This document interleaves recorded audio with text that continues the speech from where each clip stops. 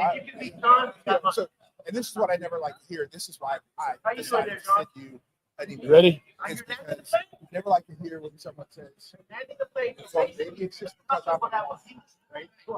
Got this done without having to support for keypad and all the other not so fun stuff, no manuals.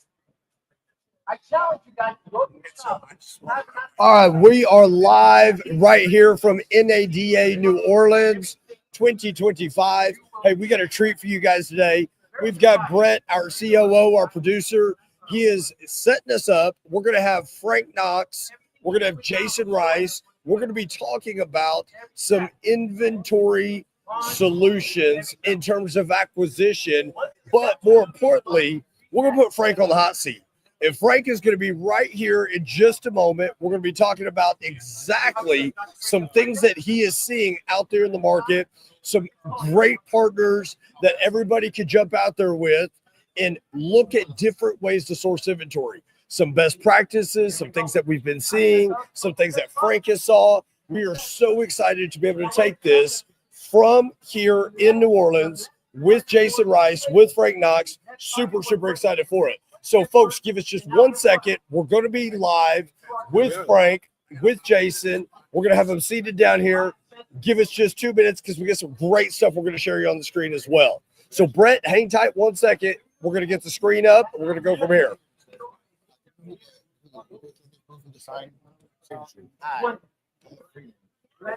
We are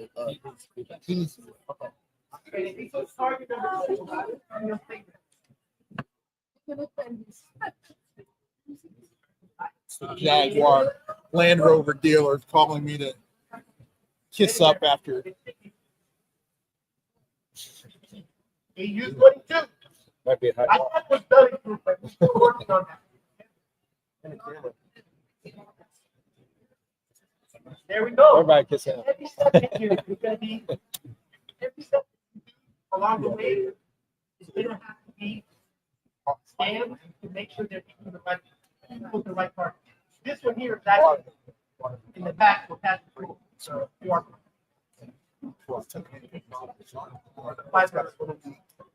There we go. See how there? Green. Now it's saying 22 because that's the other side. So now once you put the 22, you go green at the start. There we go. So the high grade rate, he does not have to switch anybody. This is on his own. Now he has the movement part. You guys can sit there with our same way we do with the slide. Good. Justin, green needs go. Green needs go.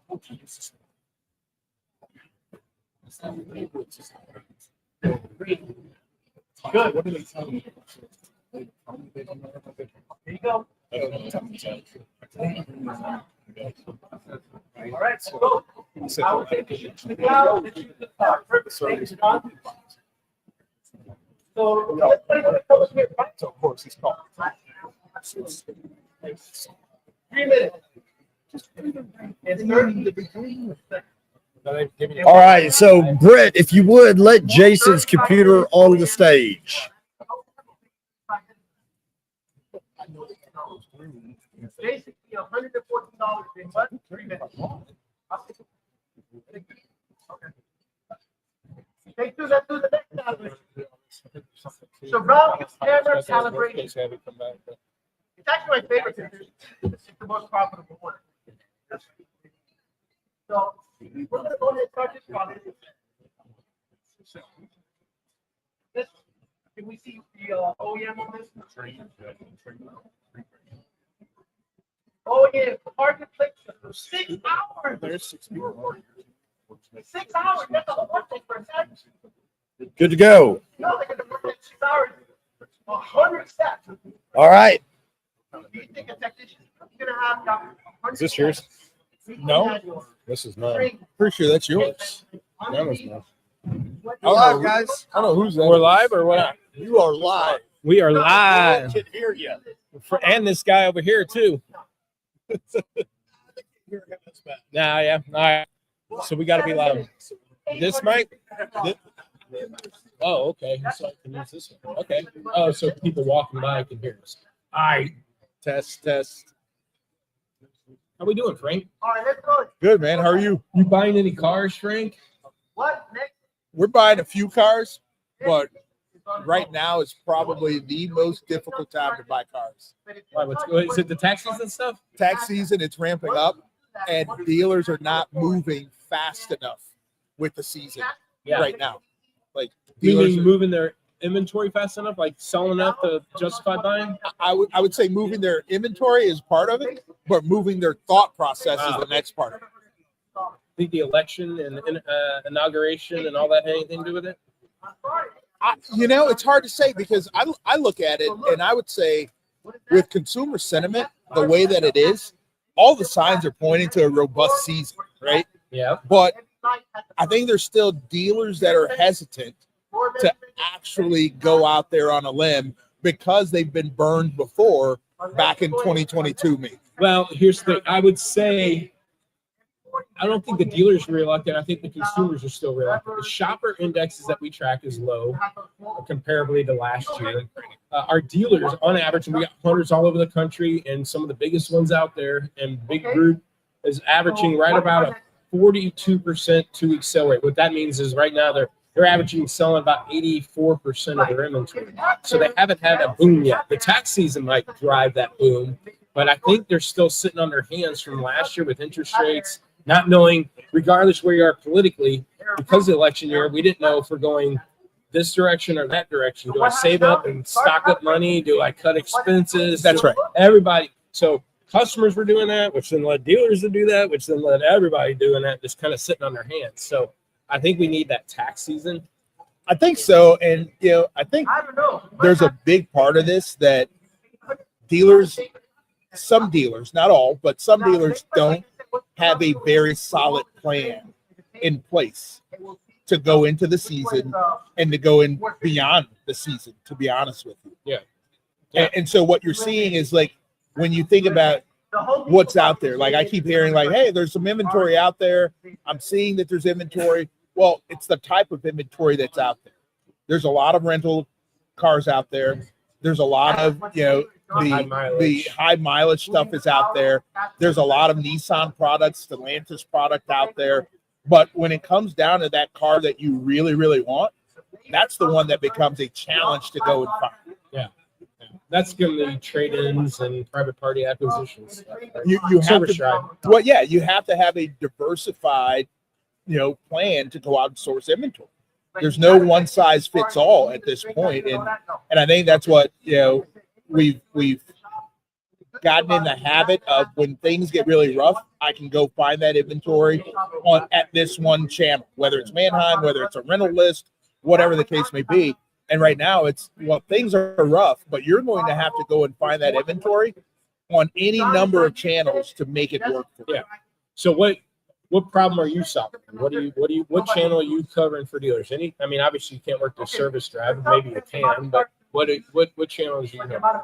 That's a great question. So we're covering all auction channels, right? So we're looking at Manheim, we're looking at ACB, we're looking at Odessa, we're looking on rental car list. We're looking wherever we can to find the inventory. Smart auction, open lane, wherever we can to find the car that works for the dealer within their parameters is where we're searching for the car. So we have our searches built to find that inventory. And the difference is we have a team that's shopping for inventory 10 to 12 hours a day across 4 people, which most dealers don't have that ability.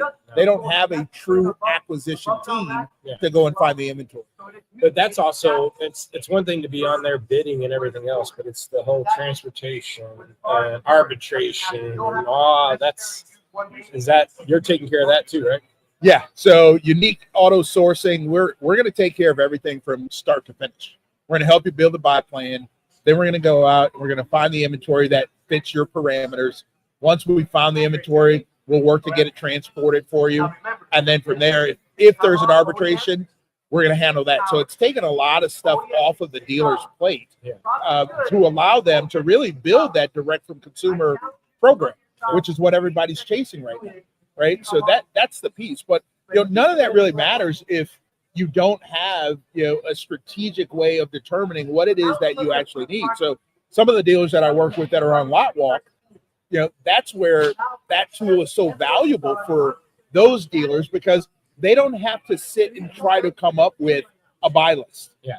It's generated for them, and you just have to be able to look at that and say, yep, it makes sense, and hand it over to somebody to go execute. Yeah. And that's what I like about it, because we had you come and speak to our 20 group and stuff, and to be able to, I think that was their big, not shock, but it's like, you'll take care of transportation and arbitration and take that off the hands too. And but to your point, we provide that information to the dealer, but the hard part is them to do something with it, and that's where you guys are coming in. And I know we've had you on some of our weekly calls to really, because I encourage that too. And I'm mentioning this stuff because if I have any clients listening and you need help acquisition, we lean on Frank to help those stores, and he'll sit on the calls too. It's like, man, even just sit on for 5 or 10 minutes of that call just to come up with an action plan and go, really focus on these, and these, and go. And because there's other parameters, of course, that a dealer is going to want to look at, right? Like cost to markets and day supplies. But, it's not so much, but you got to base that cost of market and day supply off of something, right? That's where my eyes, and we're telling them, hey, these sell at 97%. That's right. So buy them here. Right. And even though it's 120 days supply, you sold 2 of them in 20 days at 98, so there's a little bit more to that, though, right? That's right. And that's where, again, that tool, because it's so specific to the dealership, right? The dealer understands that, hey, this is what works for me. It may not work for the rest of the market, but it's about knowing your own dealership. And so, and sometimes that's tough, right? Like I've dealt with some dealers that, there can be a lack of buy-in with not just your tool, but any tool that they may have. There's just a lack of buy-in, that they're not trusting the data. Yeah. And so it really comes down to that. And that's what I go in and I try to push that with the dealer as well. That, look, well, what's the data? What does the data point to? Because whatever the data is pointing to, that's what we need to be concerned about. Yeah. Not the gut instinct that we have hung on to for years. Well, I'll bring this up, and and I think we might have talked about it before, but I was just at a dealer group, and they're talking about how his parameters for his buyers was things like 60 market day supply or less, with 80-something% cost of market, blah, blah, blah. And I try to challenge them on that, but it holds true right now. Like a lot of dealers put almost too much trust in some of that data. And what I mean by that, like market day supply, for example, it's a lagging indicator, like in a lot of these tools. The biggest one out there be like the auto. I've been bringing them up because I know their day supply is based on 45-day window. So if you're looking 45 days ago, that's, you're running in December and November where it's really slow. That's right. So right now, cars have a high day supply of 100. So if this guy's parameter is only 60, he's not seeing a whole lot, because that 60 now is an 80. The 80 is now 100 because it's slowed in the last. Now, what's going to happen in the next 30 or 45 days? That 80 is going to go back to 60. That 120 is going to go back to 80. And so dealers are afraid to step up on a 120 market day supply car right now, thinking it's a slow mover. It's like, no, it's been a seasonally slow season. That's right. So go ahead and get it and understand it's going to be better in the next 30 days. And that's what some of the bigger players have a true understanding of what they, not only what they sell in the last 45 days, but also what is the market showing you that customers are already searching for right now, today. Yeah. So I can have confidence in going out there. And again, one thing that I love about your tool is it absolutely will say, look, hey, here's what someone's searching for. You had 5 leads on this car. You only had 1. Yeah. You should automatically go and replace not just the one you're going to sell, but you may want to buy another one because you have 4 other customers searching for that car. It's not so much people searching online. It's actual people submitting leads and saying, hey, that truck sold. You got 5 leads on that That's truck. right. Go buy another one. You got 5 people you can talk to day one. You don't have to find a market for this car. That's right. Yeah. And that may be a car that has a high day supply that you're missing out on. And so that's where, every data point needs to be considered, but you have to dig into each one of those data points and figure out if it truly works for your organization. Yeah. Well, that's the thing when we talk about work the facts, and it's factual. If I had a 120-day supply car, but it's sold on my lot in 25 days at 98%, and I got 5 leads on that. That car turns way faster on my lot than 120 days. You know what I'm saying? So working the fact, understanding what's going on in your life. Now, using that other information, the day supply as an indicator is important, right? I'd rather have, regardless if it's a lagging indicator, I'd rather have some 80s right now than 120s. 110%. Because that 80 turns into 60, and then yeah. So well, and then the other thing that when you mentioned earlier, cost to market, right, and price to market, and a lot of dealers hang on to that number as true gospel that, hey, I can only sell a car at 96% to market, so you need to acquire the car at 94 or 93. Well, if I have to do that regularly, you're not going to acquire good inventory, right? Like you're finding something that probably had some issues because their cars aren't transacting at that sort of level. Yeah, right. But the one thing that I found when I start asking questions of the dealer is, well, tell me about your organization. How's your sales team? How's your shop? How are all those other components that help you to sell a car? Because if those are broken, then yeah, you may be transacting at 96, but you could be transacting at 98 without an issue. Yeah. And so it's about understanding and again, when you talk about work the facts and being completely honest with yourself and the organization, it means from top to bottom, let's be completely honest. Is there anything in my organization that would prevent me from selling a car? And if the answer is yes, that may be affecting how you can go and acquire inventory. Yeah. Yeah, and that affects what you're buying, right? If you go buy a great car, but they take 14 days, not because it's a bad car mechanically. They just, got lost. The guy lost on the lot for a couple days. The porter was sick for a couple days. All those scenarios, and it takes 14 days. And then day 21, they're finally addressing the car. And yeah, to your point, they could have sold at 98% if they wouldn't have done that. That's the other part I bring up, and not so much have to do with buying, but what you're talking about. A lot of people focus on their turnaround time and dropping it from 10 days down to 5 days. Okay, great. You do all that work to drop your turnaround time from 10 days to 5 days.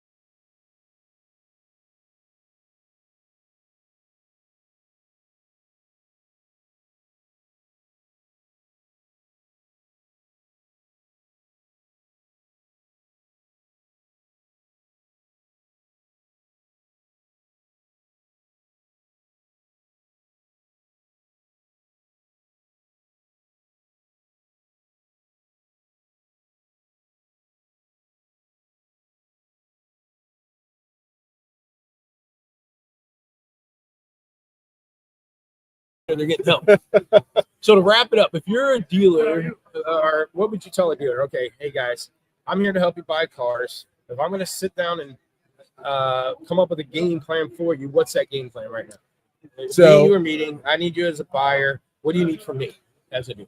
So what I need first and foremost is to understand your historical sales. We're going to talk about that first and foremost. Like, Okay. what historically have you done? And not just the last 30 days, but let's take a look back at previous tax seasons. Let's look at that. What have you done previously in the first quarter? So let's talk about that and figure out, like, where does the roadmap need to go from there? Okay. Now let's take a look, and we start to drill down from there. Let's get a little more granular. Let's talk about the last 30 days. What have you done in the last 30 days? What has your acquisition plan been up until now?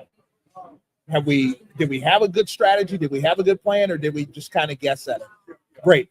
That tells me what we need to do in terms of building out a true acquisition plan. Yep. Now let's drill down, especially let's look at all the tools that you have available to you, and let's figure out how do we use those tools to go out and build our parameters to turn over that buy list to my buyers who each have 20 plus years of experience buying cars. So these guys aren't rookies. Yeah. If you give them the list and tell them what the parameters are, they're going to go find that inventory. But we have to get the parameters right. And then from there, we drill down, and we're going to talk about, great. Now let's talk about if they have lot walk. Let's drill into that data and figure out what specifically do we need to go and find, because there may not be a need for us to build a list. The list is right there for us. We can just export that list, and now we can go off and running to the races at that point. That's the thing. You made me just think about that. Any of our clients, because here's the thing, I know a lot of these inventory management tools, and what we try to do is provide information that you don't see in there. A lot of it's just trending. Like, I can go into some of these tools and say, what did I do last tax season? And it's just going to give me a snapshot, some numbers, but not trended out. And so what we did was make sure all of our metrics are trended out. I don't think we're sharing our screen here, but if we are, maybe it is. All of our metrics. So this is a live dealer he got 111 in stock. He sold 59 in 2 weeks. Okay, so that's like 60. He's going to sell 120 with 100 stock. But we're going to go into tax season, right? Well, what did we do last year? Well, I could take this chart and say, okay, where were we 365 days ago and rolling into? And you could see his inventory level, that green line, he went from 134 cars all the way down into just 56 cars. He didn't keep up, right? The tax season wiped out his inventory. Exactly. And now so you're talking. Do we want to do that again this year? So you're talking about a dealer who, probably a great dealer, but there wasn't a plan going into tax season to say, hey, look, even while inventory is getting more expensive, we're going to gradually ride that wave up, because I'm going to guarantee you what happened to that dealer. I don't even have to look at the charts to know. They got really down on inventory, and then they went and tried to bulk buy a bunch of inventory. And they probably relied on, some rentals to fill the void. They probably relied on some auction channels to fill the void. And I don't know this, but I have a hunch that their profitability probably took a little bit of a hit when they did that. Well, I don't know. If you look, though, they sold 40 in 2 weeks. So with 56 in stock. So they're on pace to sell 80 with only 56. They needed another 30 cars on that lot. Yep. Right. And they were just in that scramble. But the bad thing is, to your point, now March 20th, tax season's over. And now they're going out and replenishing, and day supply is low because things were moving fast and they're paying up for cars. But by April and May, it slows back down, and now they're stuck. They're buying cars. So, simply put, they're buying cars really at the peak of the market and then trying to sell them on the way down. Yeah. Right? Yeah. So, again, if you think about that dealer for a second, if they just bought a couple cars every week and looked at it and said, look, I know typically I want to buy cars at 96, 97 cost to market all in. Okay, great. If that's where I need to play, okay, my 96 right now in 3 weeks, 4 weeks, is that going to be still 96? No, the market's appreciating. So that percent to market is going to look very, very different in an appreciating market versus how it looks on the way down. Once we get past April, May, now I don't want to be holding inventory. I don't want to go out and find inventory at the highest point in the market. I need to buy back of the market. But right now, as we go into, so my advice to dealers as you go into the months of February, you get into March, early March, not late March, but early March, but especially February. Let's stay there for a second. February, if you're playing and you're going out and buying, it's okay to get a little close to the market, or sometimes a little bit above market for the right car. Yep. If you know that you have the leads and it's going to sell, I have no problem with paying up for the right car right now. Yep. Because I know I'm in an appreciating market, and that car is only going to get more expensive in the months to come. Yeah. All right. Well, I think that's a wrap. I know. And here, price to market, we go back last year too. So we can see, did we raise our prices, still keep our sale rate? Did our prices go up or down? So yeah, we'll turn that out. If you're a client with us for a year, we'll be able to go back a year and see. So anybody you're dealing with right now, this is stuff you're going to want to look at next time you're on these calls. Yeah. And say, hey guys, where we're at, where's our price, where's our cost to market, and that help or hurt us. So we even have the lead activity. So our leads go down, did the leads go up? So I appreciate you coming by the booth. Yeah, absolutely. I appreciate you guys and what you guys do. I mean, you guys are if I could just plug LotWalk for a second, the data that's within LotWalk, if you're not on it, you got to take a look at it, because it truly is unbelievable how much data is brought in at your fingertips, so that you can really see everything, to Jason's point, from a historical standpoint. There's so much that's out there. If you just understand what history did and what you did in historical context, it will allow you to have success as we move through this tough season. Control your controllables, which is your stuff, and look at your data first before you pivot and do what everybody's doing in the market. Pay attention to your stuff, see where you're at, and make adjustments. So appreciate your time, Frank. All right. Awesome. Take care. NDA. See you Shut her guys. down. Huh? Keeping it live? All right. Well, we got to make sure our conversations are good in this mic area.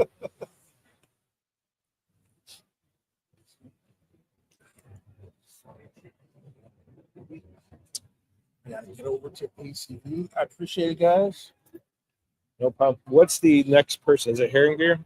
Which dealership? Or is there multiple? Oops.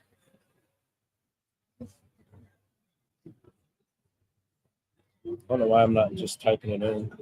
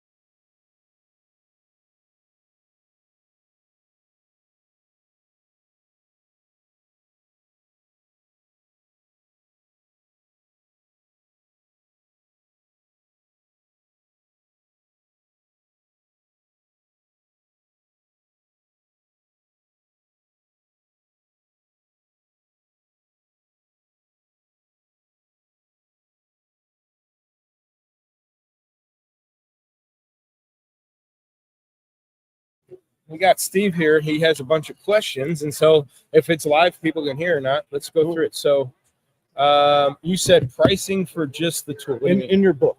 Yep. You had the reference to, because we were a client before. Yeah. My ownership group didn't like the uncomfortability of it, so I've had to do it myself. Uncomfortable of like us calling them out and stuff, or what? Calling them out, but also the accountability. Yeah. And the pain that you have the first little bit whenever you try and actually do stuff right. Yeah. So I've had to do my own soft version of it this whole time. All right. But in the book, you said that you could actually get just the tool and versus the Oh, performance okay. because they found the dollars and cents didn't add up. Yeah. Even though I found it justified, but again, I'm not the guy writing the check. Yeah. So I was curious about that. So just the tool loans, $8.95.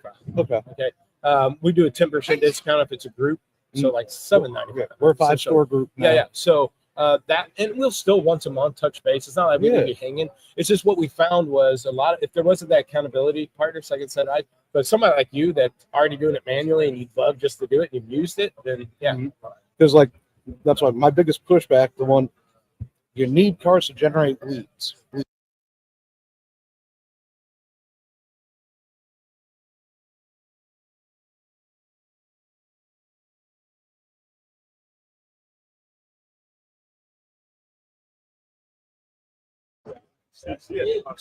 Okay. In my 5 stores. If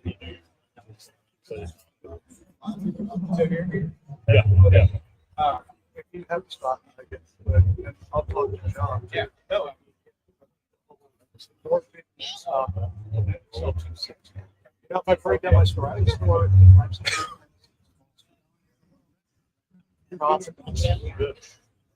so they want me to stores. I'm sorry. And you know, obviously, I slope like getting them where they want to go, so I can manage it as I can. Yeah.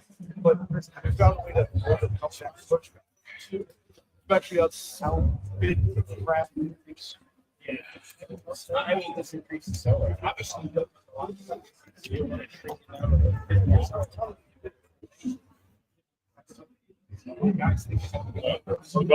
Don't if they get the first 30 going. Exactly. But that's a lot of work because then we got turnaround time, we got acquisition, we got all this other stuff. Tell me how I'm doing because I actually calculated my breakdown of my numbers right there. Yeah. So again, I was trying to be in that 60 to 70. Is that what stock your and sold. current carry? That is today. Oh, there's your sale right there. Yeah, I did sale right below it.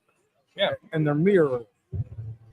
Which you see, so I would want the 60 below 10%. Mm-hmm. So you're double there.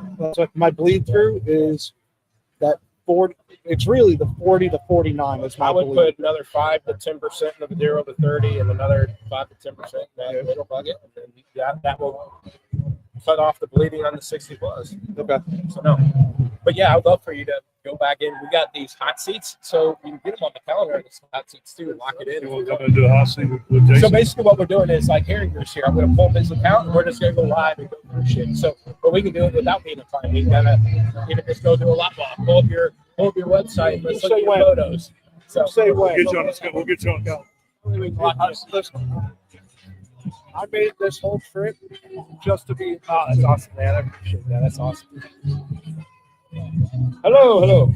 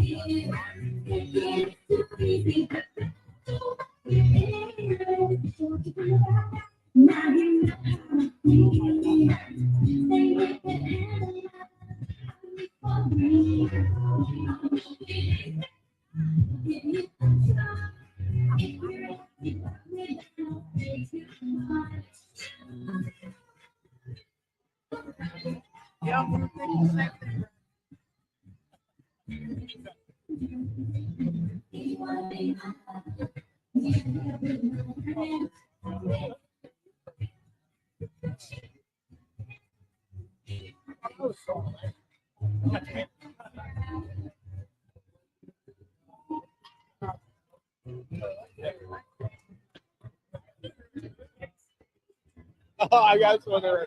Hey, what's up?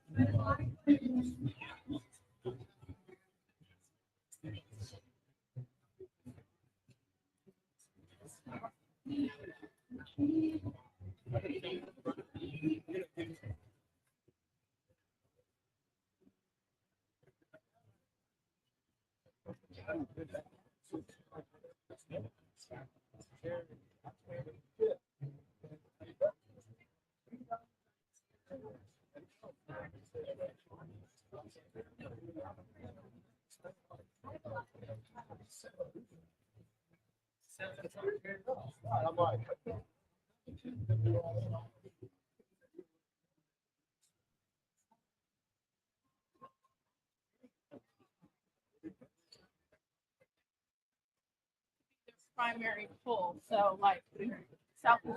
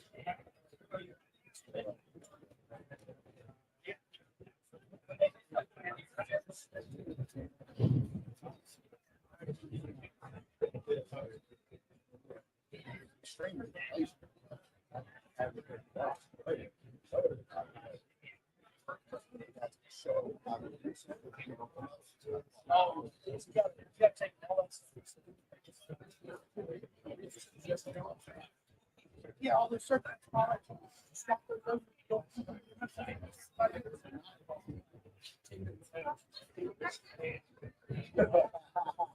Yes, you're true.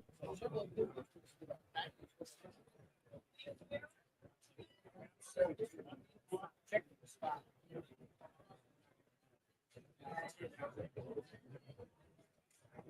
Yeah, I'm just reading what first person.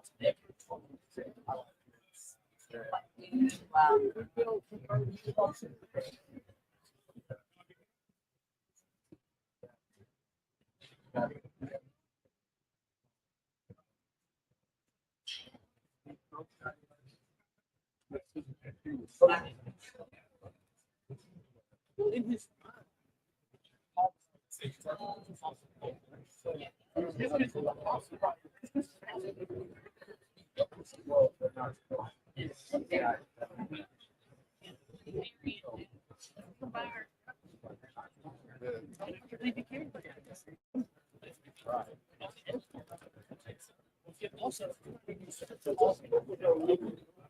I went for the correct. I love this song. No. No. Yeah. Coworker. Yep.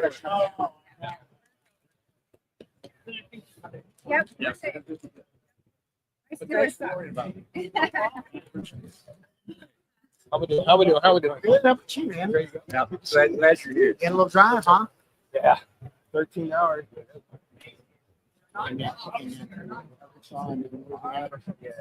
We stopped at Street Vicksburg. Sure.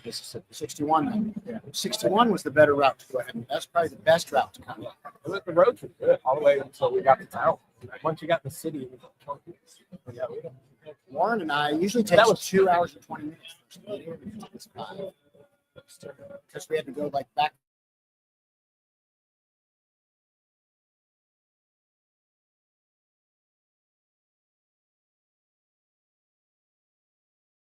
Let's sit down here. All right. Let's close it. I had Infinity pulled up for some reason. Yeah, well, I think And we swapped it Infinity was out. originally on there, but Warren's got to leave. Yeah, Oh, so theirs is gonna look better than mine. So, well, you know what? So this is blind. So this is even better. I like going Yeah, in blind. I even don't know better. if you want to hold this. Yeah. They're just trying to draw attention to the crowd as We they can do walk that. by. we can play. All right. Play So to the crowd. Maybe. let me see. Jeremy. All right. So, how's the month going along? It's not too bad. We in March of last year we had 36 or 37 used cars on the ground total. So we have essentially tripled the inventory in the last 8-ish or so months. Eight or so months. Yeah, it's maybe 6 months or so. So How's the audio there? Does he need to talk up? You did, man. Okay, so we were just talking about this. So our trending metrics will go back to next year. And one of the things I want my team, hey, Chris, oh, you got something? Go ahead. I think we need to go. What I was going to tell my team was our dealers have been with us for a year. We need to go look at last year because we're rolling into tax season. So it's like, okay, what did we do last tax season? Did we have an increase in sales? How many units? So it's good. You can go back. And yeah, this time last year, we had 53 cars in stock. Now you're with double? Yeah. Double year over year. So now we got to get the sales there too, right? yeah, we got to kind of follow the horse at this point. So what happened? So right here, it looks like October 9th, close to 50% sale rate, 44% was about your peak. And then you added cars, and you went from 61 all the way up to what, 110, right? So that there would tell me we probably had service turnaround time, transportation issue. Was there like a slowdown? All of that, yeah. So we had it all just kind of uncorked probably 2 weeks or so ago. So we got everything out all at one time. So see, when you said uncorked, I kind of smiled because it seems like if you just get 2 or 3 days behind, like in service and turnaround, it's actually 2 to 3 weeks that it throws you off. Yes. 2 days of a porter being sick and nothing happened back there will throw your inventory off for 2 weeks. Yeah, or the check goes on vacation, rightfully earned vacation, and it's just like everything just kind of backs up, and it's one of those things where. And then all of a sudden you got a 20-day-old car. You should be making adjustments by then, but you don't want to because it just got out 3 days ago. Right. And so you want to, hey, it's really fresh, so give it a shot. Give it a chance. And then next thing you know, we're into it. I haven't looked at your aging buckets, but I'm assuming we're starting to age. So we don't have a ton in the, I think we got 17 in that 60+ bucket, 61+ bucket. Yep. We've got a lot stacked in that 30 Middle to bucket, 60, those two middle buckets. We'll break that up. Yeah, and I had one of my sales managers ask me last night. He was like, "Hey, we can pretty much break even on this 40-day-old expedition." And he was like, "What do you think?" And I was like, "Man, you got a lot of cars in that 40-day-old bucket. I would probably advise you to go ahead and take that while you can." So. Well, and when you look at that, look at percentage of market too. If you're breaking even at 88% on no. I think we're at 101, somewhere around in there. I was like, I'm in at that point. Yeah, let's go. 101 all day. I was thinking, well, if you're at 93 to 95, still do it. Yeah. So you can do it either right here in this chart, okay, what I'm going to show you. You can click on that, or I like block party. Either way, I want to go to your charts. One of the things I want to show you. So when I review dealers' inventory, there's a lot of charts in here. The first 3 places I look is this volume chart, and then your age buckets, and that's almost all. But what I do is a little bit deeper. So up here versus here. So here I can change this chart and go back a year, look at franchise, non, and that just changed this chart. If I go up here in this left corner, this will change all the charts. Okay. So what I'm looking for is, okay, we are a Chevy store, right? Yes, sir. So I'm selling 31% 2 weeks. What is Chevy selling? 41. So what does that mean? Non-Chevys are going to be probably 20. Yeah, all right. So that right there tells me, all right, any non-Chevys, I definitely want to pay attention to, because I'm almost selling my Chevys at 80% sale rate. So that's decent. What about trade-ins? 35 purchases are at 29. That's almost a break even. There's not much changes there, but a lot of times we obviously see purchases are right. Yeah. All right, but purchases are moving slower than trades. So in my eyes, right there, and all I'm doing is just trying to mentally set myself up for that conversation. Right, the Ford Expedition. Right. Was it? Yes, sir. Yeah. That's it. Was it a purchase? No, it was a trade-in. It was a new car trade-in. But it's a non-franchise, right? So if I can break even day 40 and it's a non-franchise, no, my non-franchise, all right, pull the trigger. You know what I'm saying? So that right there just kind of sets the stage for the rest of what I'm going to look at your inventory. Because if I find a bucket problem, 16 to 30, right? Well, then I'm going to make sure it needs 16 to 30 there. If non-franchise purchases will be part, if I'm him and a hawing, but it happens to be a non-franchise that can purchase, Right. well, then I'm going to make the decision versus, give it another week. Yeah, and a lot of those, like I said, the ramping up of the inventory, obviously a lot of that came from purchase units. Yeah. So it's one of those things where we know that they kind of we bought them all together, so they're all aging together. So they all got to go together. So if we don't kind of take it one bite at a time, it's going to be rough in that 1 month. So let me, and this will go into the podcast. So here's one big red flag that I just kept my eyes right away. All right. It won't be obvious to you probably. And so what it is if you look at your 0 to 15, you got 6 units. Now we're looking at all inventory right now, I believe. Let's just double check. Yeah, no, all right, all inventory.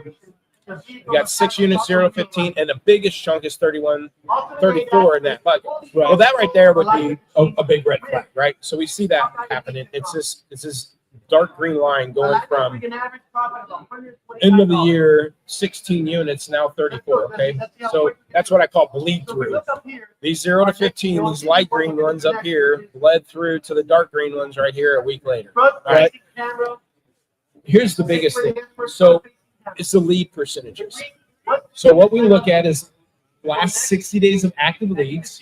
Okay, and of those, what percentage are on these cars? Right. So if you look at 0 to 15, no leads are on those cars. So good luck selling those when you have good markup. And only 11% of your active leads are on this 34. Right. So only 11% of your leads are on 0 to 30 day old cars. So what's the odds of you selling a fresh car? Not likely. Not likely. So that was the big red flag. And really where your biggest chunk of leads are coming is here, 35 and 34 right here. So I haven't looked yet, but let's just see. What I'm going to look for is where are we selling at price to market? What's leaving our lot? What do they sell at? And let's say it's going to say 97%. Right. Then I want to find out where are you at 97%? And more likely, it's probably at 31 to 45. Right. So again, I haven't looked at this, but let's see. All right, you do better than most. You sell at 100%, but when do you get to 100%? Not past. Right. Here. It's a self-fulfilling prophecy at that. Correct. Yeah. So you're at 103, 105, 102. So typically, that's where I'm going to see a lot of the biggest portion of my leads are where my cars are selling at, right? So when's the best time to make the most money on the car? As soon as possible. When it's fresh. Yeah. Do you want to increase or decrease the odds of a car selling while it's fresh? Increase. So being at 103 and 106% in the first 30 days, are you increasing or decreasing? You are not increasing. You're decreasing the odds. And the leads tell you that because only 11% of your leads are there. Right. So I'm not making that up or lying. Yeah, you can see it in the data. So right here. You did have 33% of your leads there, and now they're just dying down. So what happened? Why did that happen? Why is it dying down? And then let's look at the leads per car. Yeah. So look, on this same bucket, 16 to 30, I'm looking at leads per car. You went from having 1.2 leads per car, that blue line, and half of those cars not having leads, to now 0.4 leads per car and 70% now having leads. So what changed? And if I go back here, you're at 104%. You dropped down. You were at 107%, again, with very low leads per car, right? And a high percentage not having leads, to down to 103. We're heading in the right direction. All right. So now you drop your price 4%, and all of a sudden you get more leads per car. Okay. Then 103, and now where are you back at? 106. It's magic, right? Yeah. Yeah. So that's what I love about this, because I mean it's a direct reflection. Because before I had the ability to see this data, I would just tell you that, and you can tell me that can't be true. Shut up. Yeah, Whatever. yeah. You know, price doesn't sell cars. Right. We do. All right. So that is an indicator there. So just off the bat, I don't care if you're at 103 right here. I don't care. as long as your sales can justify it and your leads and everything else, right? But when we have no leads there, nothing's happening, you can't justify it. Now, you were at 105, and I'm assuming, well, with none of you've gone down to 103, you should start maybe getting some leads. Yep. But if you're 103 here, where should we be here? Less than 103 for sure. Yeah, 101. Right. Yeah. And so if I want to get if we sell at 100, well, if I want my cars to leave by 30 days, if I want average age of cars 30 days old, I'm turning my inventory 12 times a year or every month. Well, if we want that, and we know they sell at 100% off your lot, again, congratulations for that. Yeah. If the volume's there, you need to get the volume. And So you might need to get 98 to 99 yeah, to that get was your the volume thing. there. Yeah. So you're really not selling at 100.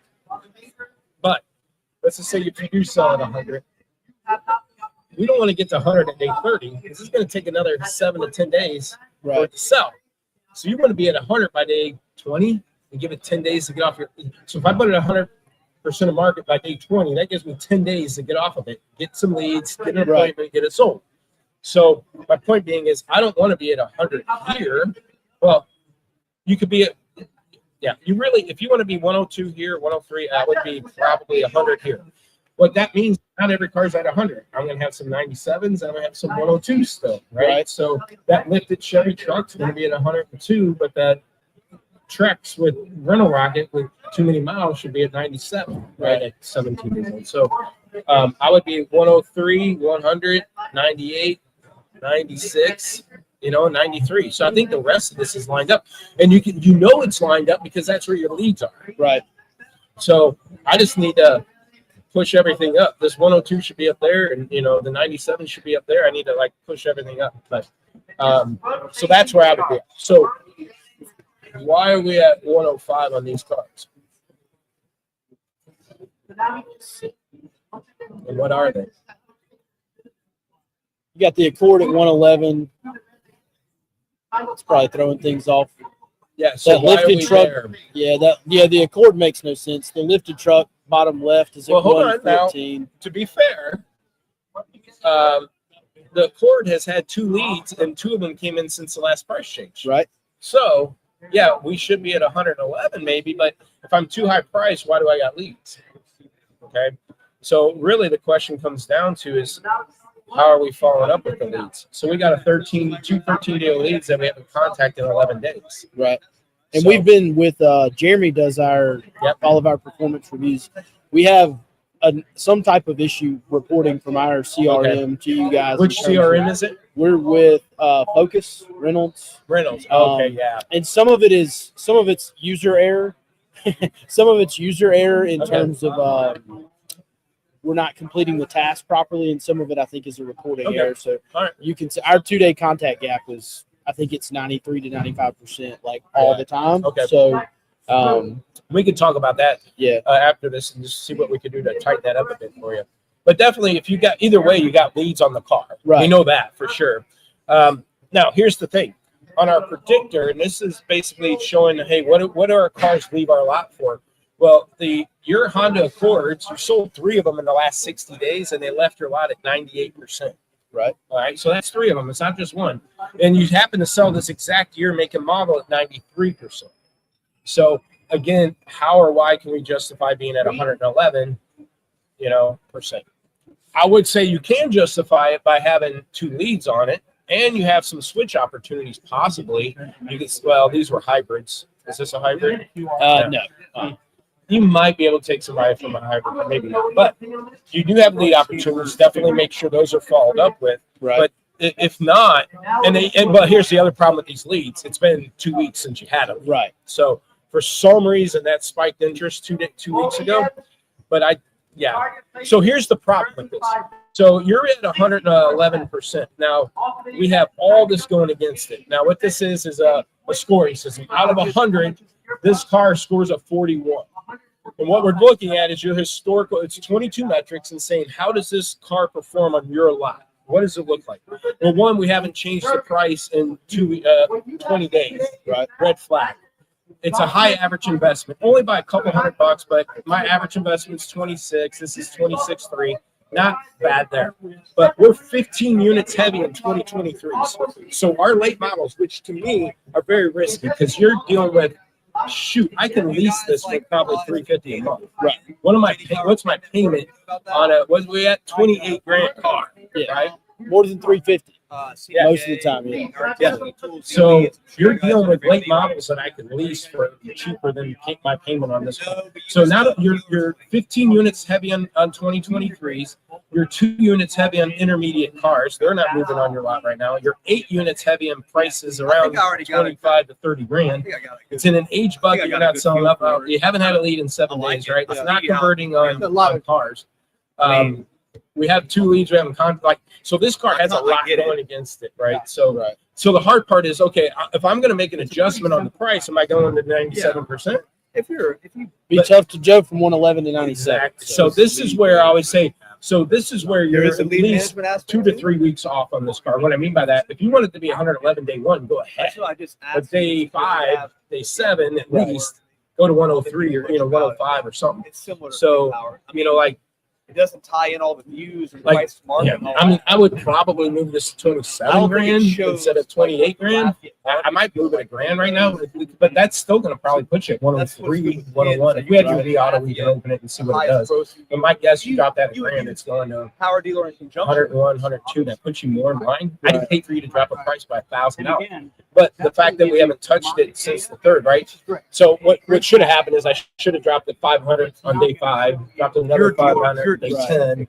There's that 1,000's already gone, but it's 10 days old. Yeah. By now it's 20-something days old. I would be at that 97%. Yeah. Smaller increments. Yeah. So yeah, and then the fact that it's a profit time launch, so this is a bad car. Yeah. Not only in our data, but that now only a bad car if you're not getting activity. We got 2 leads. Right. It's just a matter of do we follow up with them. We need some fresh stuff. So this is a car I definitely want. First step, call those leads, see what happens. Right. The second step would be then maybe make adjustments, or go ahead and make the adjustments, and that gives you another bigger purpose to call the lead and say, "Hey, great news! We just dropped the price by 500 or 1,000." If you want to do 500 clip, I do drop it 500, call them, let them know, and then drop it another 500, and then by Monday, which is 3 days, right? Right. Give it the weekend and see if you stir anything up. So you're gonna have to walk that car down. Let's play around with the. So what I like about this too is I can just say, give me the ones that are priced higher than the predictor, and that's it. Boom, here they are. And here, let's take a Chevy Traverse, 103%. Right off the bat, I can see that, and we have no active leads. So that car right there will tell me that alone. Now you throw in the fact that we're haven't changed the price. They're heavy year, heavy segment, heavy price. Age bug, we're not selling enough out of. No leads in 7 days. I highlight low miles. Maybe we're too proud, too long. Oh, yeah, but that thing has low miles. Well, no one's paying up for it. So the bad thing about low miles on a car like this, tell me if I'm wrong, most Traverse buyers aren't, I need a Chevy Traverse. They go, I need a 450 SUV for $500 a month. Yeah, right? affordable 3rd row. I need a SUV for $400 to $500 a month. And you go, here's a Traverse. I was like, I'll take it. Right? So they're on a very strict budget. So what I found was over the years was any kind of rental rocket type car, the Ultima, the Traverses, the whatever, we tend to go buy, we want the different rental rocket. And so what we do is go buy the one with less miles and say, hey, the Malibus are great, but I got one with half the miles. The problem with it, people buying the Malibus, the Ultimas, the Traverses are on a budget, and they go, I got $400 a month.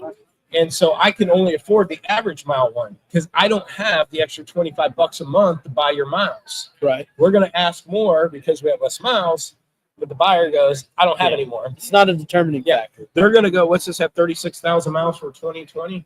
They're going to buy the 50,000 and 60,000 mile one because that's what $450 a month can buy. It's cheap. They can't go to $475 or $500 to buy your miles. So that's why I highlight low mile cars. We could be too proud too long. Especially if it's a car like a Traverse LS, right? I mean, it's not a loaded up Equinox, right? Yukon or something, Tahoe with everything on it. That $50,000 buyer might stretch another $20 a month to buy less miles, but these typically don't. So that's a warning. Traverse, you only sold 3. I say that to your Chevy store. I would assume you sold more than that, but they sold at 96%. The only way I can justify the 103 right now is maybe the fact that it's a mile per year. Like low mile cars sell at 102 off your lot. They're still taking 36 days. They sell faster than anything else. That's good. But my question is, if I go look at those, were they like the Yukons and the Denali's or the other stuff that, Right. you know, The stuff the Suburban they're willing LT, to pay yeah, for. Yeah. So maybe it was nice low mile Corvette, you know, that's it. So we got to check that out. But again, the fact that we have no leads on us. Now, you do have switch opportunities. So for anybody watching or seeing, it looks like he has leads, but he doesn't. What this is an active lead. Jennifer here is a 57-day lead, but she's on this Traverse it's sold. So do I give up on Jennifer and mark her loss, or do I call her up and say, hey, I know it's been a while, but are you still looking? That Traverse sold. Would you be interested in this Traverse? So these are switch opportunities that you could stretch and just try it out. Now, that's the gray ones. Those are the ones at his store. Now, he's part of the dealer group and some other leads at the other stores. Infinity stores have a couple people that were looking for a Toyota Highlander. That'd be a hard switch. But again, if they're just looking for a $400 a month SUV, they might switch. Look at the miles, 127,000 miles, where they go, you know, that one's a tough switch, but there's some opportunity. Either way, this car is just out of line, right? And what's the age? 25 days old. We're at 103. We think it'd sell at 98. So this is a perfect time at 25 days old to be at 98, so it leaves by day 30, right? But again, that goes to the point, I can't just drop this 5%. You know, I don't want you to drop it again. But what I would do is drop it to 24 grand. Now, I got a question for you. Just all your stores haven't looked at them all yet. Do the flat pricing? We do sometimes. Some stores do. It's not that that prominent. How come? Well, and I have a question about that. Do you see the difference? Because a lot of the flat pricing is based off of being in two buckets and this, that, and the other. Yeah, but the thought process is the buckets they're normally 30 to 35,000, 35 to All 40. depends. What sites are you on? Are you on cars? Or Are do you we on do Auto Trader? What sites are you on? Or do they do right? So do each site's people different. search from 33 to 37? You know what I mean? No. Well, so are you on cars.com? Cars, All auto right, so I'm just doing a random search. It don't matter what I'm looking for. Now, what cars.com does is they do have preset buckets in here, okay? So each one's different. And what I mean by preset is they got 2 grand buckets to 10, and then 5 grand buckets up to 50, and then 10 grand buckets. right. So what you have right here is a 45,000. This is 44.9, which is 45 grand. So what I'm telling you is somebody can come in here and say they want 45, 50 grand SUV. And guess what doesn't show up here? My car. For how much money? Less than that. Yeah. What, Basically the $13? same number. You Yeah. missed this customer for $13. Now, is that worth it to you? No, yeah. So the increments of 5 tend to make sense to me. What I'm talking about is like 33,000 flat Okay, price. well, let's take it another step further. Let's go to Auto Trader. Well, here, I'll just, whatever. I just need to go to Auto Trader. Customer does a search.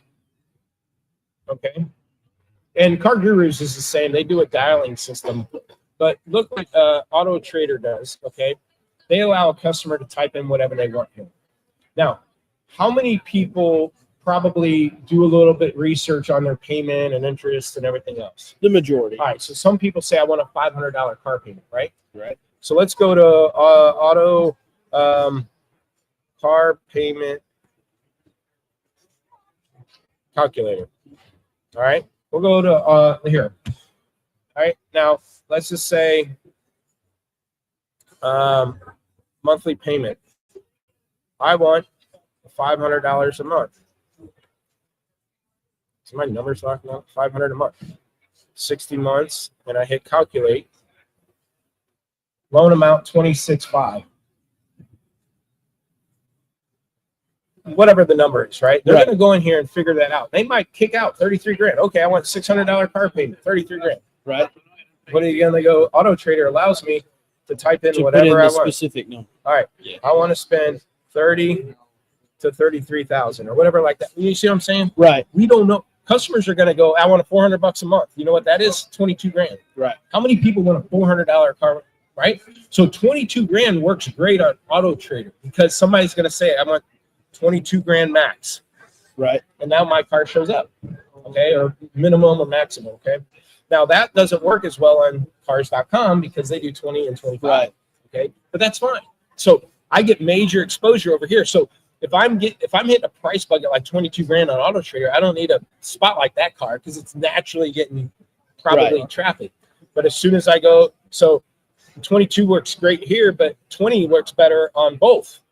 Right. So if my point is, if I start a car out, you're at 103%. Hey, Tommy, what's up, bro?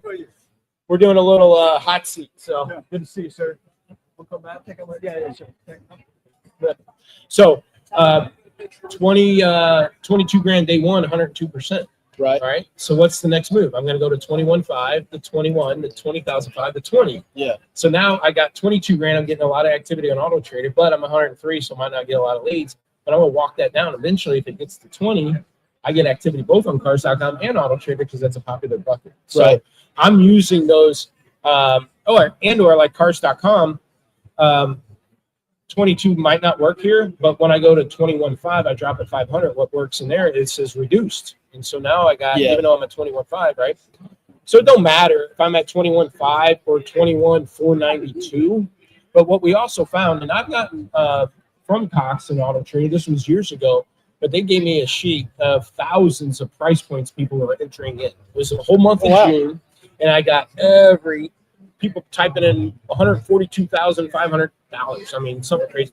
And what was happening, so the top 20 were pretty well known, meaning 10, 20, 50, right? So those buckets were accurate. But we started seeing, even in the top 20 was like 11 grand, 13 grand.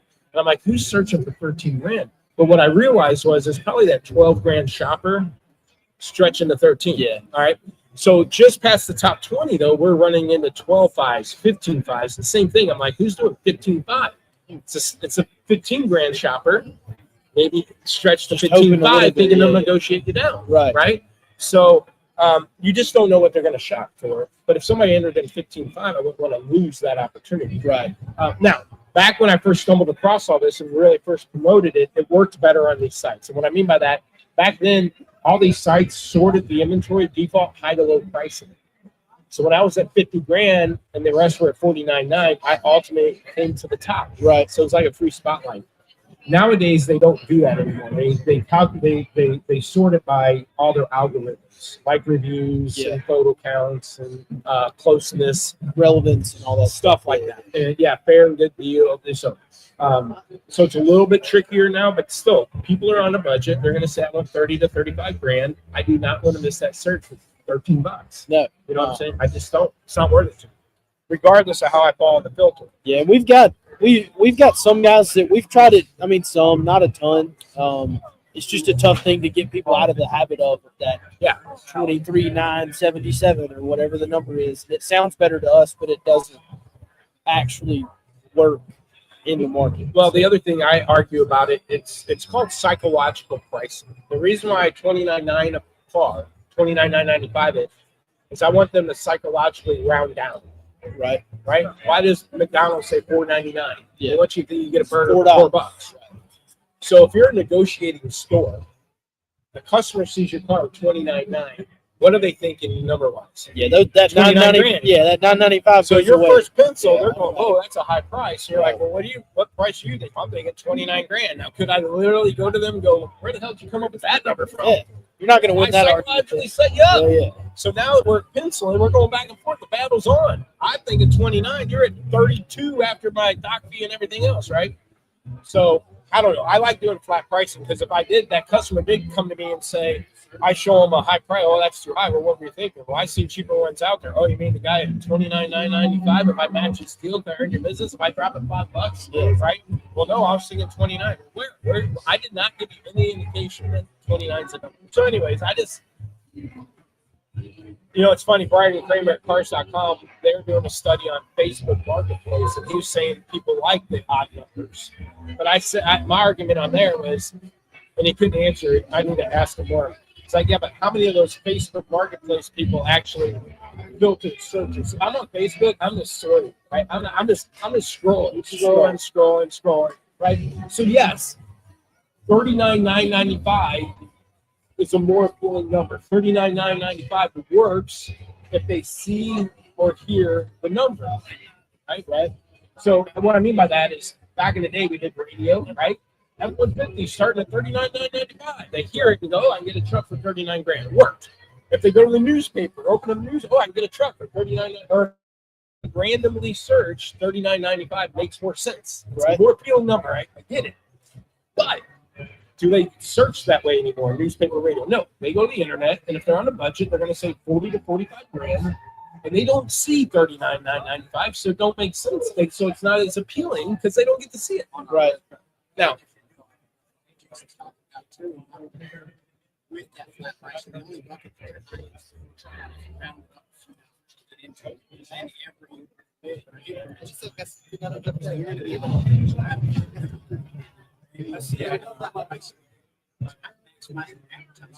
well, not only that, now this works really well on new cars, but think about it in used cars in segments. Let's say compact SUV is a popular segment. What if I have one at 20 grand, one at 25 grand, 30 grand, one at 35 grand? So no matter if somebody says, hey, I want a compact SUV around 30 grand, boom, I'm pop up. I want an SUV around 20 grand, boom, I'm popping up.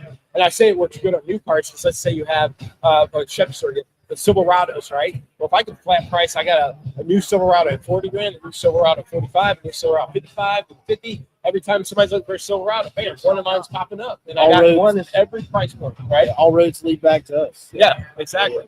So I think a lot of used car buyers are saying, hey, I need a truck. I want a Silverado, but I'll consider a Ford or a Dodge, right? I won't want a Toyota. Good. All right. Thank you so much. So that's why I'm really big on flat pricing. Right. So you're over there. Awesome, man. You going to circle back? All right, look.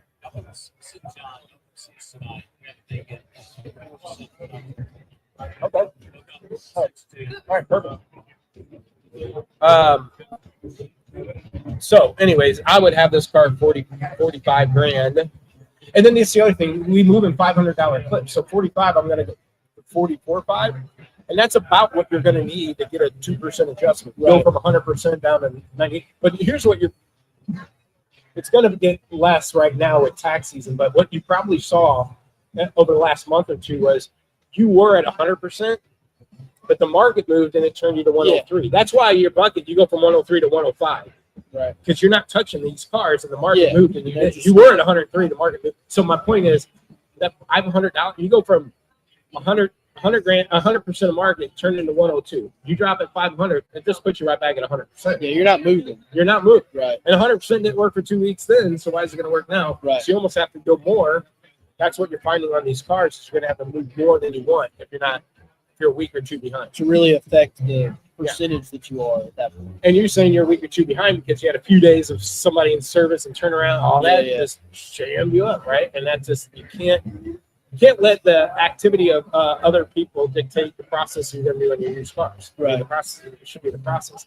If it's 15 days old and you know you should be making adjustments, I don't care if it hit the lot a day ago or 13 days ago. Right. We got to start. The pricing cadence is the pricing cadence. Whether there's no set cadence. Right. One of my developers was thinking that as soon as he was thinking once it hit the 16 bucket, you're automatically making an adjustment. I'm like, no, it could be 16 days old. They made an adjustment 2 days ago.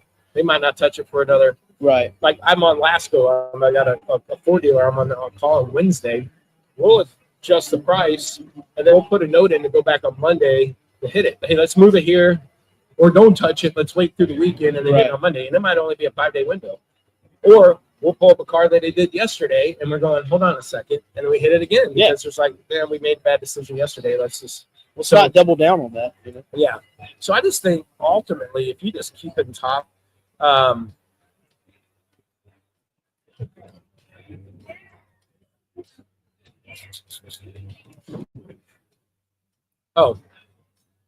you said the lead stuff could be misleading, huh? Yeah, well, just the contact gap, the day contact gap. So that's the only thing. Well, here's the other thing. Oh, let's get out of that. Let's go here.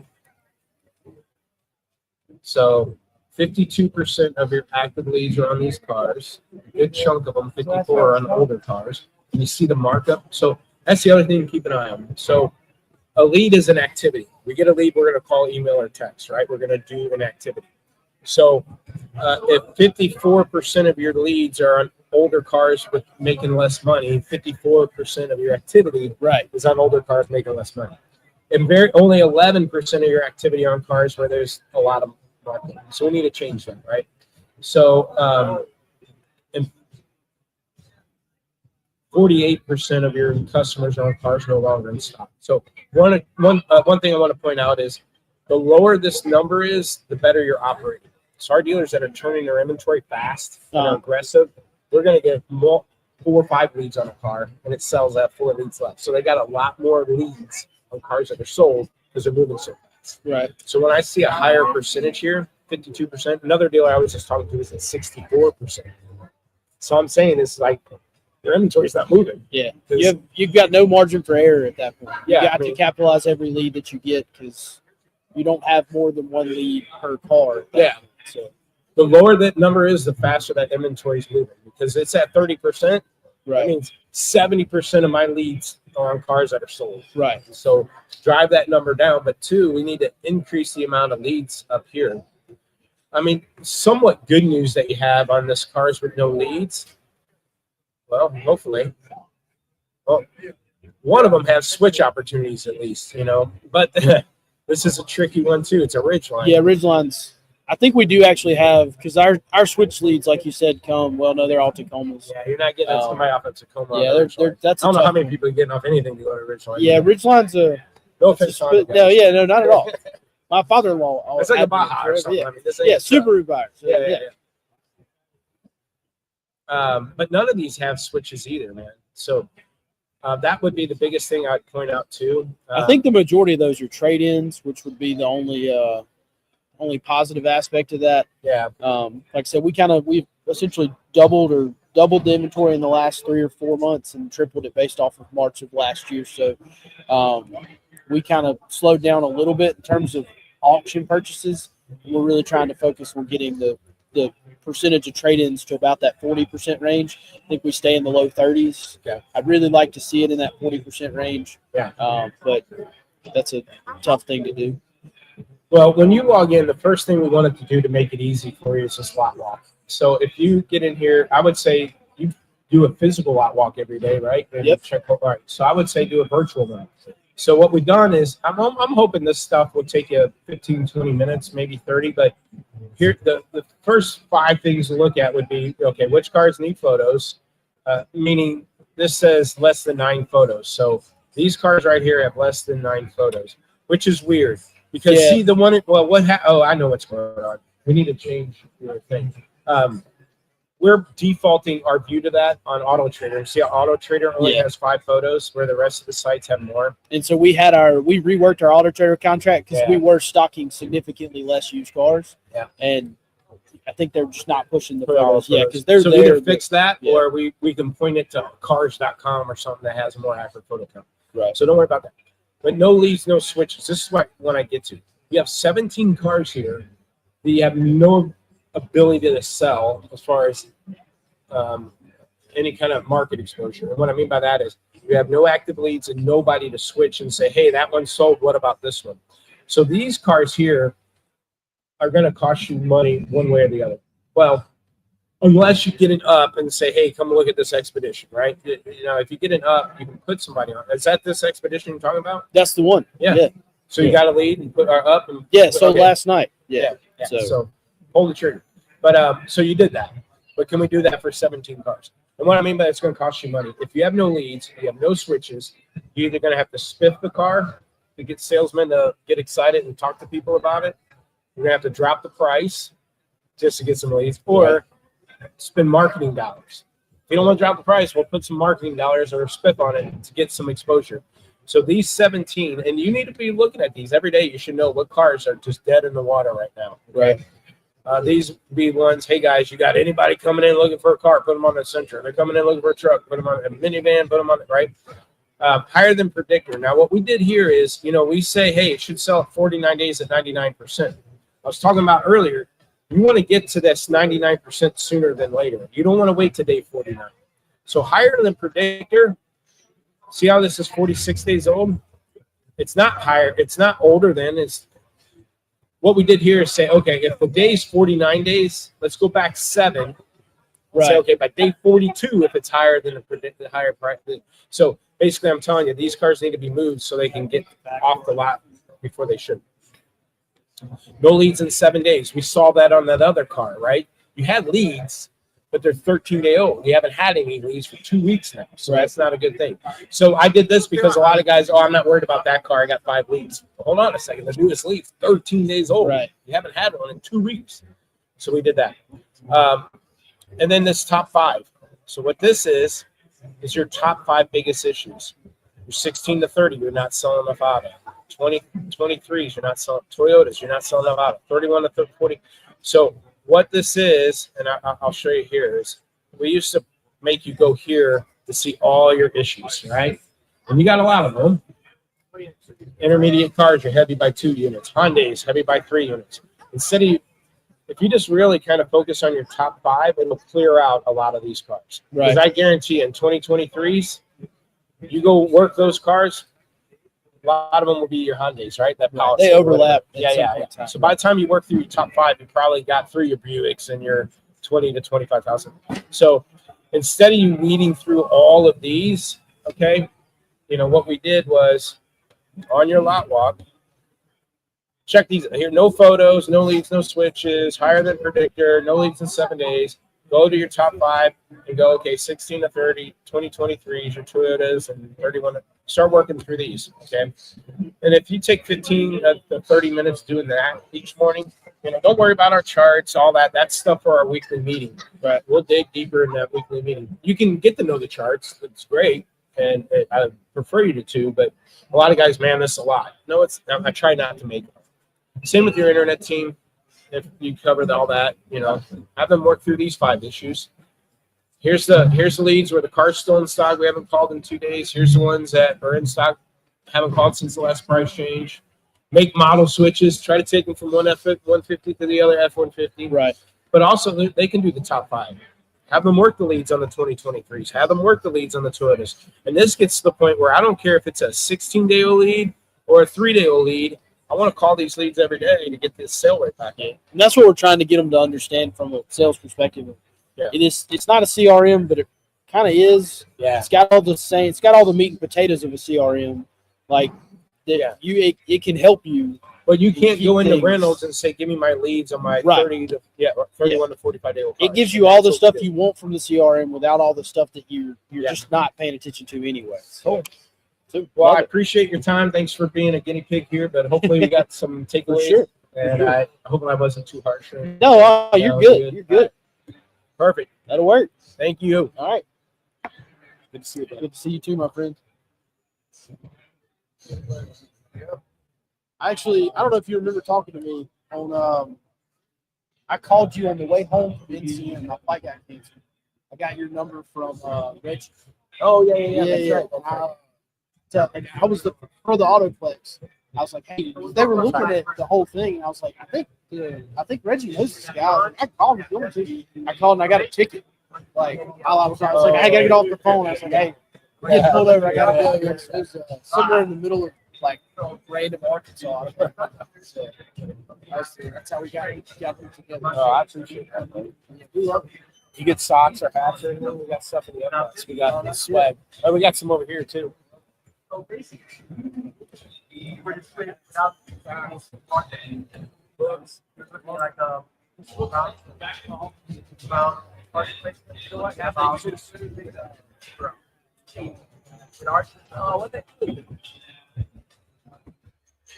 Oh, yeah. Check this out. What type of people do you have out? That's good. It's not what the book is.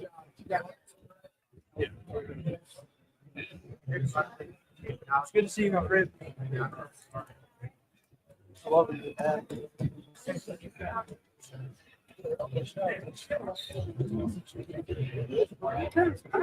Looking me great.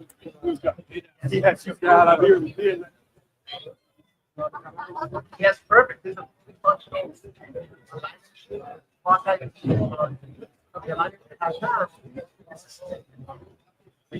Set it up. Set it up. You either go with calibration or you go with your line. And that you roll as well. Sorry. No, you're good. All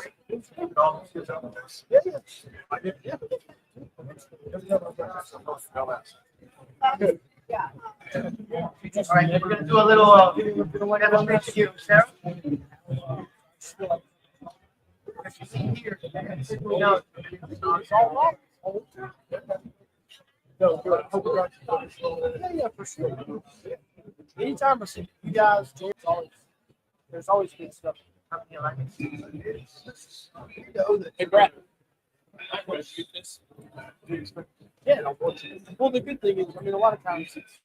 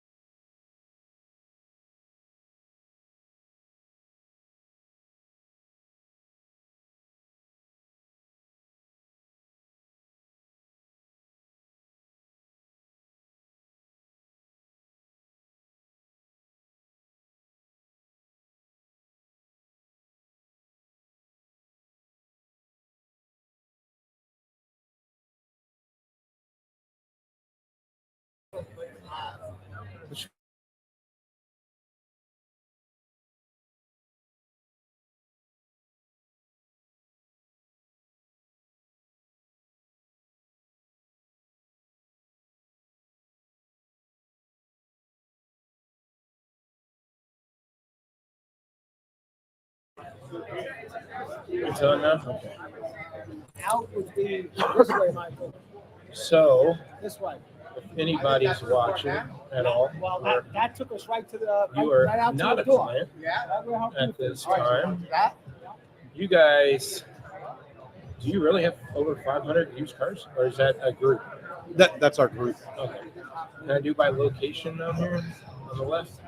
I don't think so because we share all of our websites have all of our inventory at all times, and we sell between all of our stores without having to deal with a lot of the red tape we deal with at a lot of places. Yeah.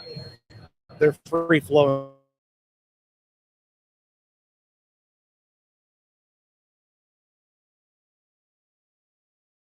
That's away from each other.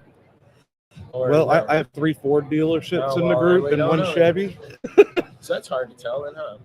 Breaking them down, so we do a really good job of tagging all of our inventory and coding everything in our system. Yeah. So everything's digitized codes. Like if it starts with 1 stock number, I know which store it's in. Or I know which store it's in. But when I break down and all my cars and stuff, it's all manual. Yeah. I break down each store and each store's performance. All right, we'll go over your questions. Just a quick, because I don't know which one's yours or not, but quick reference. And then I'm glad you guys did this, but because it's easy for you guys to do. See, exterior color says 3, other, and then interior 14. So, I mean, first easy fix, so you can go attack those. Because here's the thing with the color stuff, interior, exterior color, especially interior color, I think those are going to be lower funnel shoppers, right? That customer says, I want black with tan, right? Are going to be lower funnel than somebody, hey, I'm looking for a truck around 40 grand. Mm-hmm. After a while, they narrow it down. Okay, I want a gray or silver, black interior, and 40 grand. So, anyways, I'd fix those. Those are easy fix. You can grab those off your website. Usually, I go like cars.com or Auto Trader and find those others in there, but you guys already have it on your site. So I would, I don't know if any of those are yours or not, but Jason, probably they're all my babies. I'm the director of the group, so fix that fast. I'm the one that gets all the responsibility on anything used cars. Yeah, and just figure out what caused that, right? Like why? How did we miss that? Especially ones when convertible, wasn't it? Yeah. What's funny is looking at just the ones that you're scrolling, they look to be my younger, I'll call it my younger inventory. Yeah. So the description may not be accurate yet either. Okay. May not. I'm not saying it is not. They just didn't update it. Highly possible. Which cars have the most money on them? Fresh cars. Yeah. We usually do a good job within 3 days of having pictures, descriptions, everything. Cool. So what questions you had? You still got that, Tim? They took my stuff. They haven't put my stuff in, but no, I got it on my phone. I just got pulled out. All right, cool. So we referenced the software only. If you want to do the software only, yes, it's like instead of $19.95, it's $8.95. We do 10% discount for groups. We don't encourage the software only because it's usually the accountability partner, second set of eyes, but your situation could be for it. What was the other question that we covered earlier? We covered the, I need the cars on the lot to generate the leads. Oh, yeah. We need to fill and the spots. how to get that balance of physical space to not look closed, but yeah. That's just having all the cars you can on the lot to increase your sale rate. Yeah. Nice and still good. Some great results with that. Yes, and here. So when I first started 12 years ago, it was easier because these sites like Auto Trader, Cars.com, I have some up still. They would sort the inventory high to low price. Mm-hmm. So when somebody did a search and I'm 50 grand and other people were $49,995, I was automatic. It's like a free spotlight. I was on top. Nowadays, they changed their algorithm where it's based on photos. So even if somebody says 50 to 55,000, the order is going to be best deals, more photos, closer to the customer, all these other algorithms. So it's not as impactful when it came that way, but it is very impactful when I think more and more customers, especially here in the last few years with the higher interest rates and all this inflation, they're on a budget. And so it all depends what they're looking for. If they want an F-150 and 400 show up, they're not going to weed through. They're going to say, well, I want a $30,000 to $35,000 F-150. Yeah. So if they do that, the $29,999 show up. To me, it's not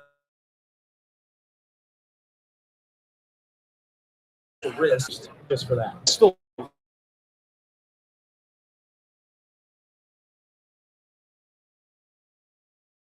like 30, 45 a car at 35 106. I'm an idiot. I'm doing around 35. Yeah. But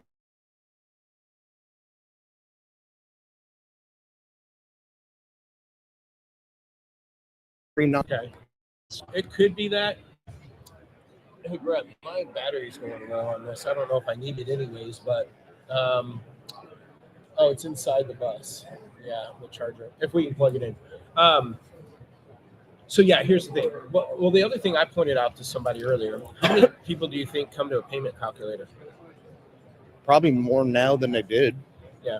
So if they come in here and say, I want a $500 a month payment, 60 months, I got $1,000 down, my bank quoted me 5% interest rate, and I calculate it, and it spits out 26.5. What are they searching for? Right there. 26.5. Mm-hmm. 26.5 is not a popular price point, but if people say, hey, I want a 400.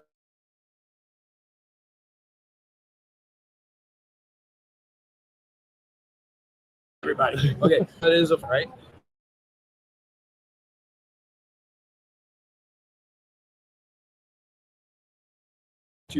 At this point, Yeah. people that go payment calculator, or they get pre-approved.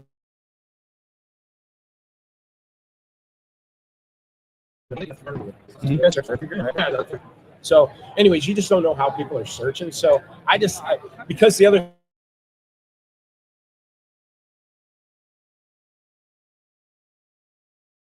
Like in $500 clips, like I'm at 45. So now the other thing I like about flat pricing, and this is an argument that I haven't been proven wrong. I wish a dealer would do this and either prove me right or wrong, but I don't best deals is the reason why we $29.95 a car is called psychological pricing. I think we talked about this. Did we talk earlier? I got somebody else. You and I talked about that actually a couple of years ago. Yeah.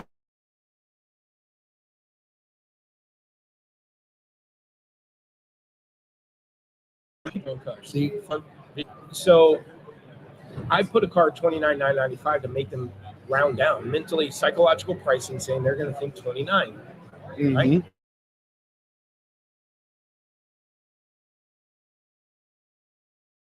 Not 30. It's 29.9. It's psychological price. People mentally, they say about half will round up, half will round down. Anyways, if I'm a negotiating store, not a one price store, a negotiating store, and I go in with my first pencil with taxes and equity, and it's 31.5, 72, that person is going to go, whoa, that's way too high. And I'm going to ask them, well, what were you thinking? They're going to say 29 grand because I psychologize. And can I really go to them and say, where the hell did you come up with that number from? No, because I set them up that way. I've set them up to round down while I'm rounding up in my first pencil. Everything. Because if it's not, you're rounding up in every first pencil. Yeah. Because you got doc, right? You probably have an equity, right? You probably have, right? So most time, unless I have money down, but so customer, it's a higher number than what they're anticipating.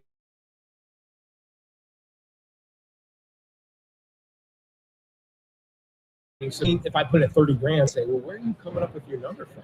Well, I saw one cheaper out there. Oh, you mean the 29,995 guy? If I match his deal, can I earn, if I drop it $5, can I earn the business? Right? So I like to have control of that. I would flat price my doc. Just think about the other thing. So 29,995 works in rent, it works on print, radio, and TV. If you hear 29,995, oh, I can get a car for 29 grand. If I see it, print or radio or TV, right? Or not radio, but if I see it, it works. So believe me, it works. I'm not doubting it. It's better. It looks better. But people don't buy on print, radio, TV anymore. They go to the internet and they search 30 to 35,000. And if they don't see or hear my 29,995 because they search 30 to 35, I'm out. It doesn't work. So I don't like that aspect of it. And again, I just want consistency. I have my doc fee flat price. The other thing is, when's the last time you appraised a car for $29,732? very random. Yeah. You know how the conversations go, hey, you pay me 30 for my truck, I'll give you 12 for yours. Can we make a deal? Okay. Search that way. but we're going to hold on to a pricing strategy that's over 100 years old for what? Mm-hmm. That's my view of it. Okay. So I don't know. I mean, And that's why I've stuck with it on the threshold ones, but I didn't Yeah. know if you thought those mid-bucket 22 grand is not, but people are going to search 22 grand. It was in the top 20 most search on Auto Trader, 22 grand. Mm-hmm. Well, that's why, thankfully, Auto Trader, because Cars.com recently changed it, but at least Auto Trader is now still the $2,000 thresholds in the 20 to 30 range. Yeah. But Cars is at 5 for everything now once you pass 20 grand. I want to 10 say, grand. was it It's 10 two- grand? It's two. Cars is two Two grand for the up to 10, teens. and then it goes to To 5s. then it goes to 5s. But Yeah, here we go. So see 2 to 10, and then 5s. yeah. I remember so it was 22 low. grand doesn't work good here, but Auto Trader, It kills it. Auto Trader, they can type in whatever they want, and I don't have car gurus, but if I'm, they have a.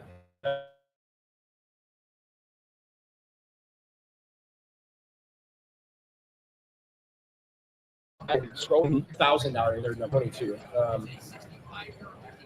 No. You know what? I think they take any given price. So the last highest price, they take all the prices that are out there, and I think they allow you to do it that way. But it's a left rail price and payment. See that? Oh. Mm-hmm. Now you can type whatever you want, or you can do this. Now I need to scroll up. So you can type in whatever you want, 22 grand, or you can start doing this, $1,000 anything. So you can do up to 22 on here. Oh, maybe you can't, no? But they can type it in.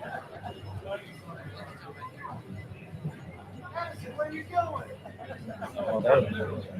22,000. So, anyways, they can also search by payment down here too. So that's my point. I think a lot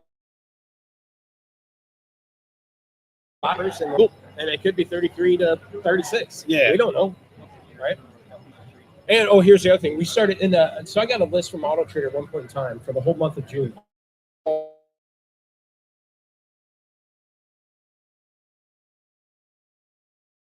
We're in there and take a look. There's 100,000 top 20. We started seeing prices like 12.5, 13.5, 15.5. I'm like, even 16 and 13. I'm like, why is somebody 16 or 13?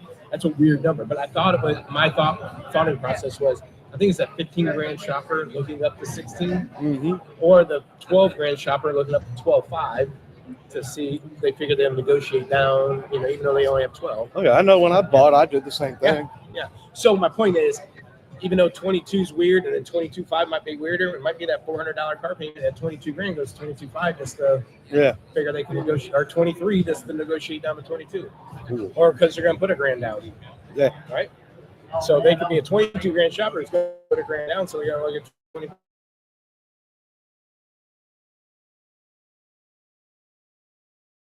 Anyway, don't miss a certain. It's not worth it. What else do I have? And here's the thing: my most successful dealers do flat pricing, so it's not costing them cents. I can tell you that.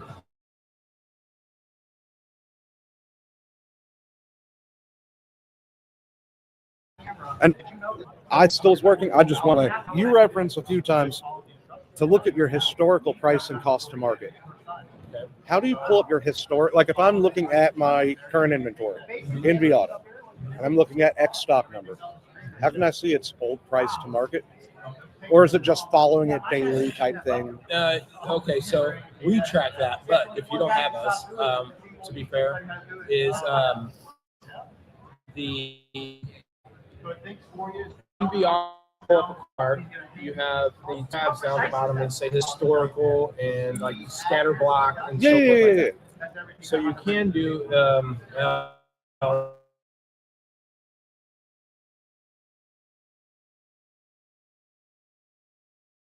you can off there. So historical was tweak here at 98, change the price. Let's Does it say it in there? I never noticed yeah, that tab.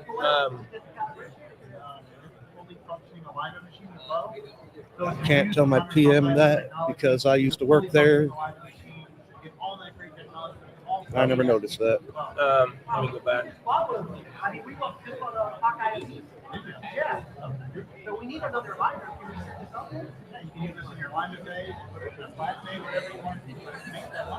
So like Cody right now, he's already made 100. See, I don't even know what the password is. We check. So, let's just pull up a car. I'm going to pull up a car that's been in here for a little bit. I hope Matt doesn't mind.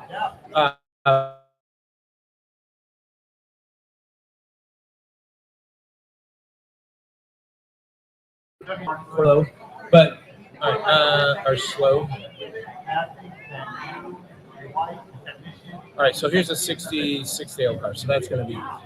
So it doesn't show you cost to market. It'll show you price to market is what I'm telling you. And so my point is if the cost moved 2%, then your cost, so right here. Oh, doing that one? Yeah. Okay. See, like here it shows I was at 92. So here I was at 89% at what price? 16. And here I was 16. It went up 1%. So your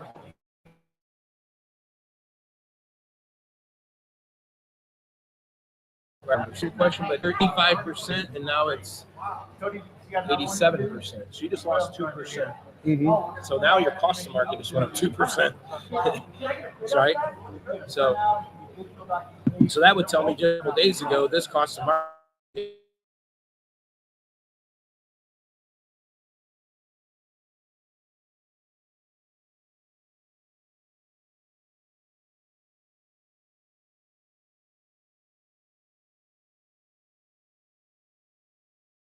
Because this is the market moving car, but we're trending out price to market up here, and then we're trending out your cost to market here. And then we do break it out trades versus purchases and see what you're doing better. Well, it's always a And trade. then we look at your average over the last 7 days, and then what is it now? So you can see here, this cost to market on the 0 to 15 has moved 1%, and that one moved 1%. And based on what they averaged the last 7 days. So, Okay. anyways. And tracking the SRP and VDP data, still best on the merchandising screen if I'm doing it manually? Yeah. Okay. But if I was in Viato, I would ask them, there's a feature, I don't think it's automatically turned on, you got to request it, that it doesn't start over at the beginning of the month. Really? Yeah, you can ask them to roll it. And that way, because if you're on the 3rd of the month, it starts over and it says, hey, you had 10 searches and 1 click, it's converting at 10%. You're like, well, no, it was at 1.5 last week. So it's not converting at 10%. So that data, if it don't roll, is only good until about mid-month. About mid-month is about when it's worth anything. So because you start all over again. It takes a few weeks to adjust. So ask them to turn that on and it'll roll over. We roll it over in here, but they can do that in there. Sweet. Those were all my questions. Those are it? Wow, those are easy. I guess are easy. But yeah, the other thing that you would do, I would look at, well, we got lot links, this particular dealer don't, but look at what's going on your website too. Not only SRP, VDP on your cars and Auto Trader, but do your own website and stuff. Mm-hmm.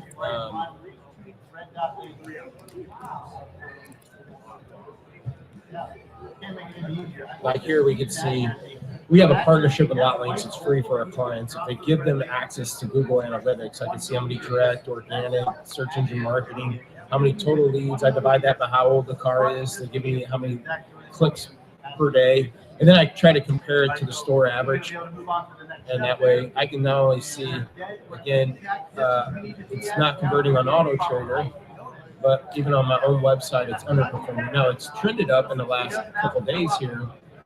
And that might have been when I adjusted the price. Mm-hmm.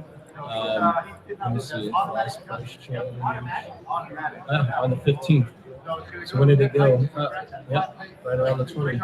But, yeah, so I would also be looking at your website activity too.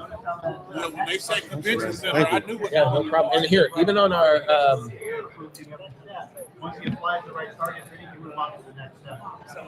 website, we have the pricing now. The thing is, well, I was going to show you. if I have a client on used cars and we're doing weekly calls, it's typically the 1995.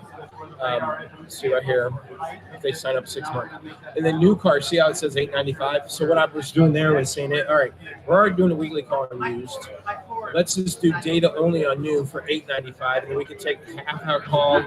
You know, take 30-40 minutes on used and take the rest 15 minutes and talk about new. Yeah. So we weren't charging them extra for the call if they wanted to kind of combine it. So my point is, if you just want it used at $8.95, you can do that too. And like I said, we'd touch base, give you takeaways and stuff like that. Okay. But yeah, it just wouldn't be the weekly changing prices, doing all that with it.